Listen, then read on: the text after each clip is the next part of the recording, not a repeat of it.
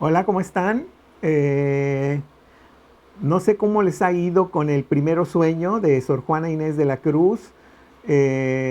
Nosotros ya vamos dejando un poquito el barroco. Recuerden que estos cursos semestrales desafortunadamente son muy rápidos y muchas veces no podemos detenernos. Sin embargo, déjenme hacer como hago con mucha frecuencia un pequeño resumen para estar al tanto de en dónde es donde estamos situados. Recuerden que alguna vez habíamos hablado de la prehistoria.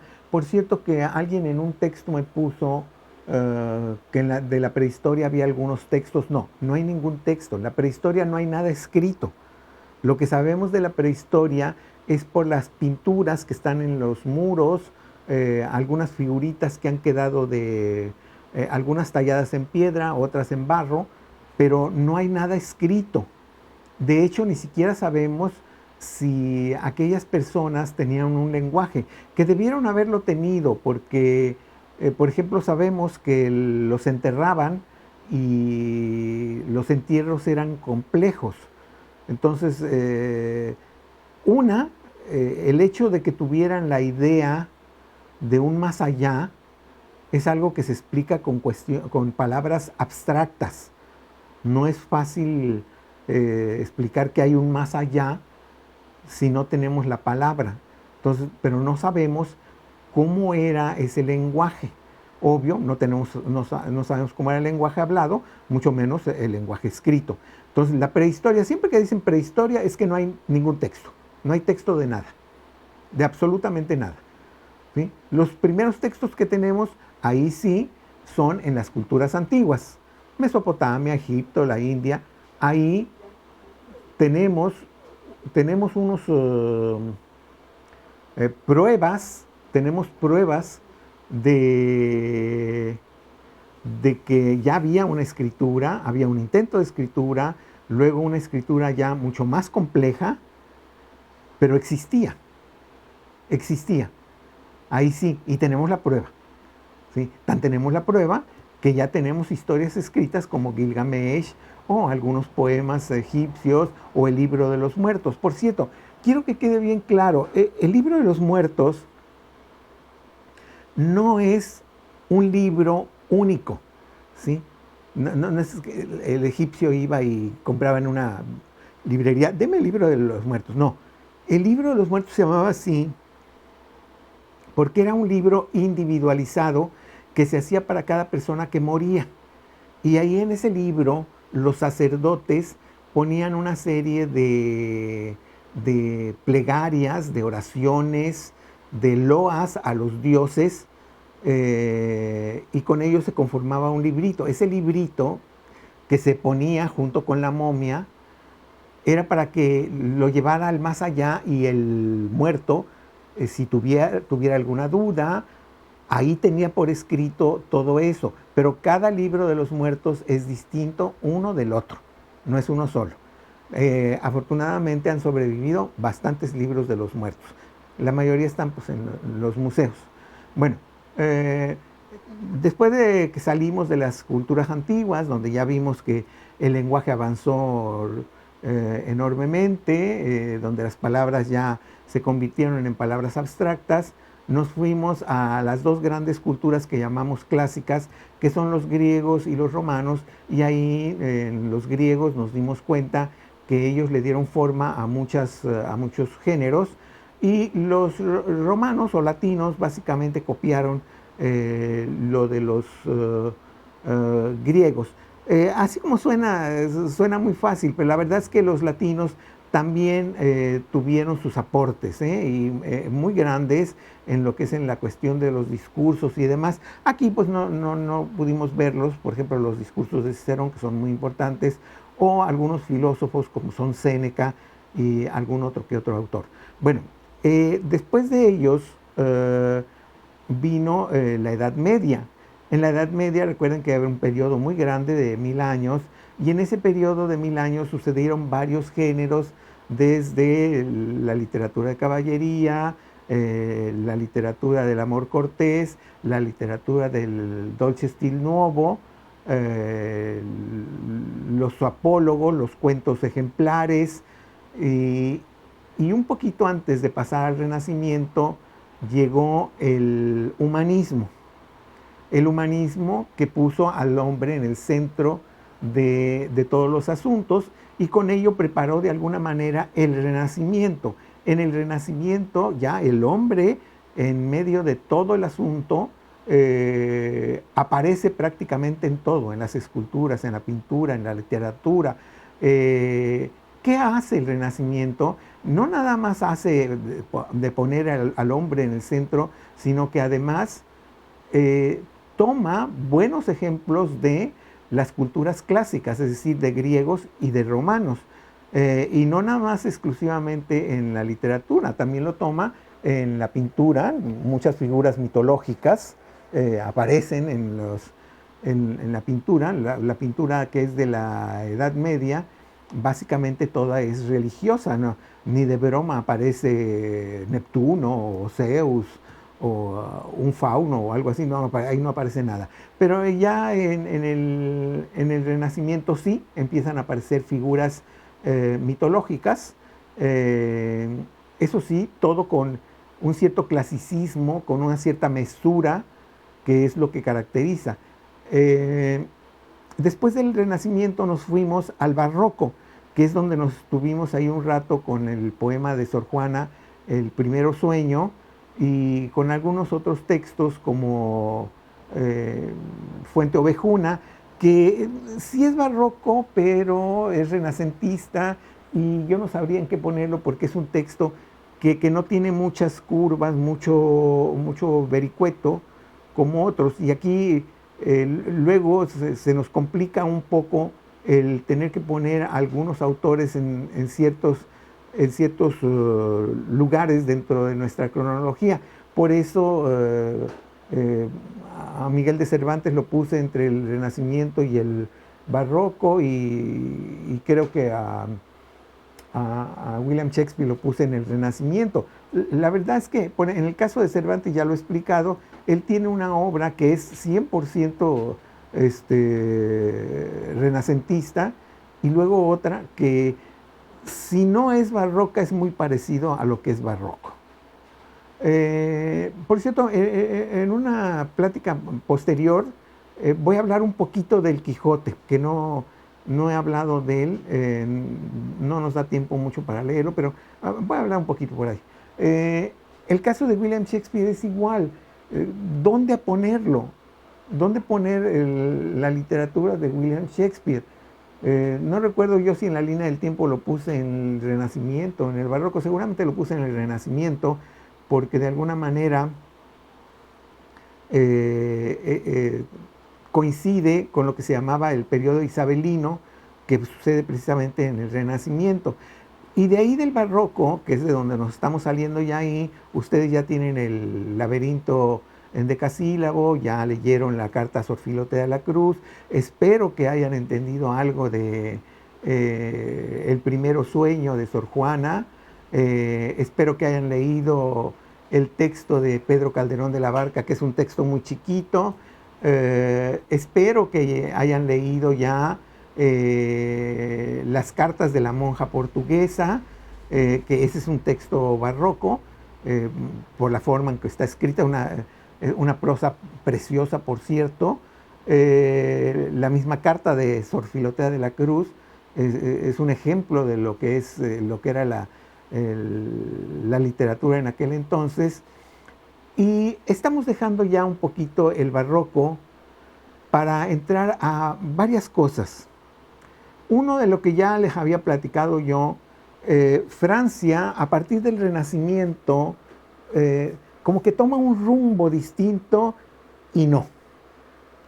Sí es renacentista, sí es barroca, pero como que ellos ahí en el siglo XVII inventan algo, no sé si lo inventan ellos o ya estaba en otros países, creo que ya estaba en Italia. Inventan esto que se llama el academismo. ¿Qué es el academismo? El academismo eran academias para todo.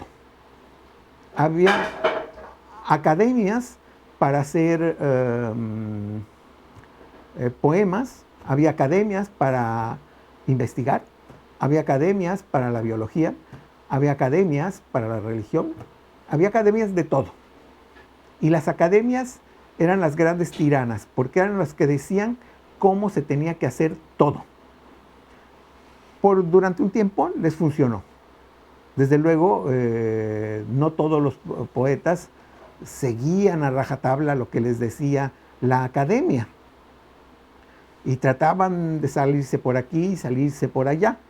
Sin embargo, buena parte de sus grandes poetas, por ejemplo, sobre todo dramaturgos de Francia, de este periodo ya del barroco, estoy pensando en Razin, estoy pensando en Corneille, pues sí, sujetan su literatura a lo que la academia les pedía. Pero aquí recuerden que estoy saliendo del Renacimiento, 1500, 1600, 1600, 1700. Francia, les decía yo, toma otro derrotero y se llama el clasicismo. Se llama el clasicismo porque se inspiraban precisamente en las culturas clásicas, Grecia y Roma, que las aplicaron en las exigencias para escribir de los escritores, los pintores, los arquitectos. Por eso tenemos tanta arquitectura con columnas y como si fueran templos griegos o templos romanos, porque se copiaba mucho de ahí y había una regla para cómo debía ser este edificio, cómo tenía que ser un soneto. Si yo quería decir algo triste, solamente podía escribirlo en una elegía, si no, no era válido, ¿no? Claro, eso después probó ser absolutamente falso. Uno utiliza la forma de poética o literaria como a uno le place y lo utiliza de tal manera. Regresando a Francia con el clasicismo y las academias, tomen en cuenta esto de las academias, porque las academias eran muy estrictas para aprobar lo que se escribía. Entonces, obvio, si tú no escribías como la academia te ordenaba, pues no te publicaban, y si no te publicaban, pues es como si no escribieras nada. Sin embargo, allí hubo un autor un poco fuera de lo común, que se llamó Jean-Baptiste Poquelin, que es más conocido como Molière. Este Molière, para mi gusto, escribe las comedias más divertidas que ha escrito el género humano. No creo que haya nadie que le haga sombra. Su obra es como si fueran así filigrana, como si fuera encaje de lo finito que es todo lo que él va a platicar. Y es precisamente de Molière que les voy a pedir que lean una obra de él que se llama El avaro. El avaro es una obra universalmente conocida. La conocen en Japón, la conocen en Bolivia, la conocen en Alaska, la conocen en todas partes. Esta historia del avaro parece ser que se inspiró Molière en una pequeña fábula de Plauto, si mal no recuerdo. No me hagan mucho caso porque no lo revisé eso bien, pero el latino, Plauto, él tiene una fábula donde había un hombre que era tan tacaño que siempre estaba cuidando su dinero. Y entonces tenía un cofre, una caja, donde tenía toda su fortuna, y fue y la enterró en el jardín. Sin embargo, alguien seguramente lo vio y se robó la cajita o el baulito, o como le quieran llamar, con toda la fortuna de este hombre. Estamos hablando de latinos. Y entonces él va y le pregunta a uno de los sacerdotes qué va a hacer ahora sin su fortuna. Y entonces el sacerdote le dice: antes la tenías enterrada y no la disfrutabas. Toma ese ladrillo que está ahí y ve y entiérralo y haz de cuenta que es tu fortuna. De todos modos no lo vas a usar para nada. Y se acabó el problema. En esta pequeña fábula dicen que se inspiró Molière para escribir El avaro. Por ahí les voy a mandar un pequeño mapita conceptual para que les quede muy claro quiénes son los personajes, porque esta es una obra, la típica obra de enredo. Si alguna vez oyeron que existía comedias de enredo, esta es la comedia de enredos, por excelencia. Pero claro, como es muy complicadito todo el asunto que pasa, por eso les voy a mandar eso. No tiene mucho problema. Esta semana que viene van a leer bastante. Van a leer El avaro de Molière, les digo, y les voy a mandar ahí la lista de los personajes. Y van a leer, tienen uno de los viajes de Gulliver, los tienen en su manual. Ese no es el conocido, el de Lilliput, sino es el otro, el de Brobdingnag, se llama La otra tierra. Es al revés. Ahí, mientras que en Lilliput, Lemuel Gulliver era un gigante, en Brobdingnag él es un enanito, porque todos los demás son gigantescos. Pero la historia se lee con facilidad, no hay mucho problema para leerla. Sin embargo, por ahí les voy a mandar también otro sitio en la red para que entiendan un poquito a este gran escritor que fue Jonathan Swift.